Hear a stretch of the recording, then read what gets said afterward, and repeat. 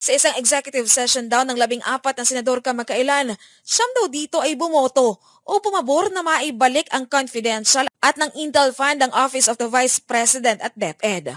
Bagay naman ang pinabulaanan ni Senator Jingo Estrada.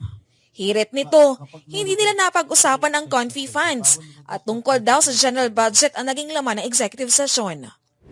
That story is not true. Kasi during our executive session, all we discussed was the budget of the Republic of the Philippines, the scheduling, etc., etc. We never talked about the intelligence fund, and there was no votation that happened.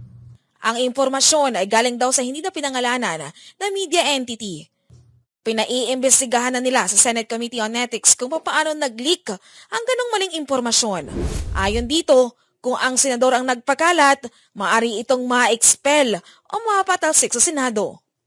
Under the rules, kapag meron kayo executive session, bawal lumabas na kahit anuman ang impormasyon. Kahit sino, kahit sa staff mo, kahit sa media, kahit sino, bawal. Under your rules, ano ba ang pinaka-penalty? Expulsion. Expulsion agad, hindi reprimand. Expulsion. Expulsion. Pag na-reveal ang executive session. Yeah, expulsion.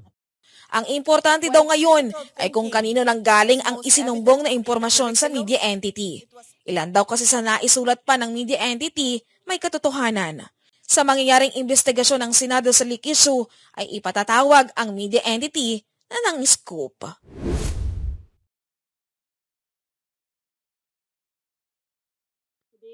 Hindi pa rin natatapos ang issue sa confidential funds ng mga tanggapan ni Vice President at DepEd Secretary Sara Duterte. Sa isang executive session daw ng 14 na senador kamakailan, siyam daw dito ay bumoto o pumabor na maibalik ang confidential at ng Intel Fund ang Office of the Vice President at DepEd.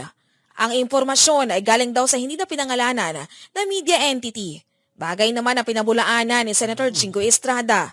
Hirit nito, hindi nila napag-usapan ang confi funds at tungkol daw sa general budget ang naging laman ng executive session. That story is not true. Kasi during our executive session, all we discussed was the budget of the Republic of the Philippines, the scheduling, etc., etc. We never talked about the intelligence fund, and there was no votation that happened. Pinaiimbestigahan na nila sa Senate Committee on Ethics kung paano nag-leak ang ganong maling impormasyon. Ang importante daw ngayon ay kung kanino nang galing ang isinumbong na impormasyon sa media entity. Ilan daw kasi sa naisulat pa ng media entity may katotohanan. Ayon dito, kung ang senador ang nagpakalat, maaari itong ma-expel o mapatalsik sa Senado.